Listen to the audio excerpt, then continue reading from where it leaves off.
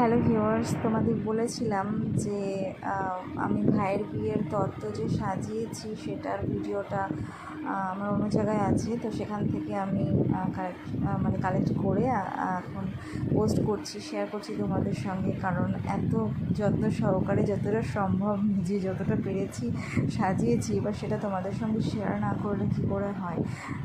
তো সেই জন্যেই তোমাদের সঙ্গে শেয়ার করছি। অনেক দিন পর পর ভিডিও দিই, তোমাদেরও হয়তো আর কোনো কিছুই মনে থাকে না। তো টোটাল তত্ত্ব আমি নিজেই ম্যাক্সিমামটা সাজিয়েছি, আর কিছুটা হেল্প ভাই প্রথম দিকে করেছিল। ম্যাক্সিমাম মানে পুরোটাই বলতে পারো আমি সাজিয়েছি। আর তত্ত্বসূচি, এগুলো তত্ত্বসূচি, ফলের ঝুড়ি, যে ঝুড়িটা এগুলো কেনা, ফলের ঝুড়ির ভিতরে ফল টল দেওয়াটা আমার হাজব্যান্ড সাজিয়েছে।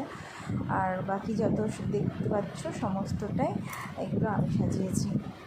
তো এই তত্ত্বের ব্যাপারে আমার একটা ইমোশন জড়িয়ে আছে।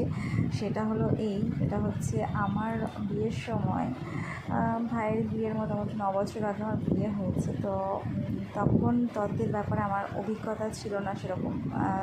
গ্রাম সাইডে বাড়ি আমাদের, আর তাছাড়া আমাদেরও সেরকম কোনো অভিজ্ঞতাও ছিল না। তো সেই জন্য আমার বরবাড়ি থেকে তত্ত্ব সেরকমভাবে সাজিয়ে পাঠানো হয়নি।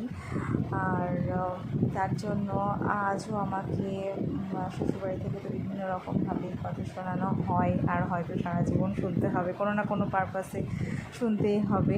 তো আমার বিয়ের সেই খামতিটা তো আর পূরণ করা যাবে না, সেই দিন তো পেরিয়ে এসেছে। তাই ইচ্ছা ছিল যে ভাইয়ের বিয়েতে অন্তত যতটা সম্ভব তত্ত্ব দেওয়া হবে, আর সেটা ভালো করে সাজিয়ে দেওয়ার চেষ্টাও করব। তো আমি যতটা সম্ভব পেরেছি নিজের মতো করেছি, আর করে কিছুটা মানসিক শান্তিও পেয়েছি। এটাই হচ্ছে ব্যাপার। তো যাই হোক, তত্ত্ব সাজানো তোমাদের কেমন লাগলো অবশ্যই কমেন্ট করে জানিও।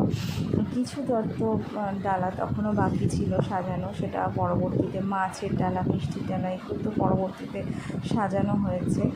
তা হচ্ছে সেগুলো সেই জন্য তোমাদের সঙ্গে শেয়ার করতে পারলাম না। তো ওভারঅল যাই হোক, এই পর্যন্ত আজকের ভিডিওটা।